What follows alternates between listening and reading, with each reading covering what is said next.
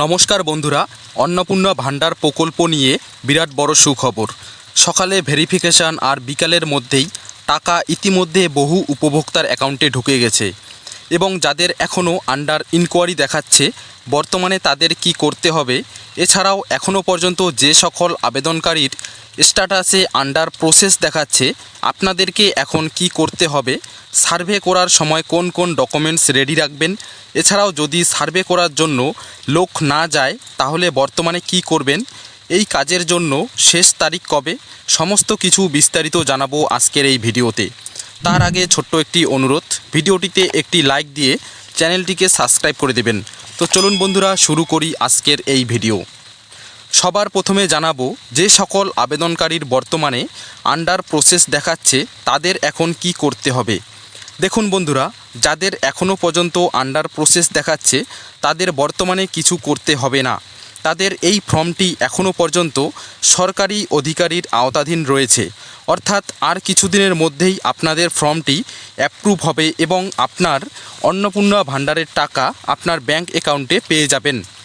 এবার জানাবো যে সকল আবেদনকারীর স্ট্যাটাসে এখনও পর্যন্ত আন্ডার ইনকোয়ারি দেখাচ্ছে বর্তমানে তাদের কি করতে হবে। বেশিরভাগ মা বোনদের কিন্তু এই সমস্যাটাই দেখা দিয়েছে। তো বন্ধুরা, আপনাদের যাদের যাদের বর্তমানে আন্ডার ইনকোয়ারি দেখাচ্ছে তার মানে আপনাদের এখন ইনকোয়ারি করা হবে, অর্থাৎ আপনাদের এখন বাড়ি বাড়ি গিয়ে সার্ভে করবে। সেক্ষেত্রে তারা আপনাদের বাড়ি বাড়ি গিয়ে দেখবে আপনি এই প্রকল্প পাওয়ার যোগ্য কি না।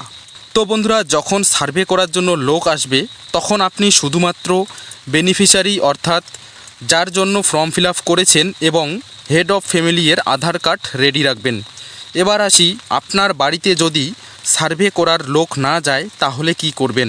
সেক্ষেত্রে আপনারা আপনাদের অনলাইন কাগজটি অর্থাৎ আপনি স্ট্যাটাস চেক করার সময় যেটি দেখতে পারছেন সেই স্ট্যাটাসের একটি জেরক্স কপি এবং তার সাথে 1 কপি আবেদনকারীর আধার কার্ড জেরক্স এবং হেড অফ ফ্যামিলির 1 কপি আধার কার্ড জেরক্স, এছাড়াও আপনি যে নম্বরটি দিয়ে রেজিস্ট্রেশন করেছেন অর্থাৎ যে নম্বরটি দিয়ে অন্নপূর্ণা ভান্ডার প্রকল্পটি আবেদন করেছেন সেই নম্বরটি দিবেন। এই সমস্ত ডকুমেন্টস নিয়ে আপনার পঞ্চায়েত অফিস অর্থাৎ অঞ্চলে এসে জমা করবেন। এবার বলি এই সব ডকুমেন্টস জমা করার শেষ তারিখ কবে। তো বন্ধুরা, এই সব ডকুমেন্টস আপনাকে 10ই জুলাইয়ের মধ্যেই অঞ্চলে জমা করতে হবে।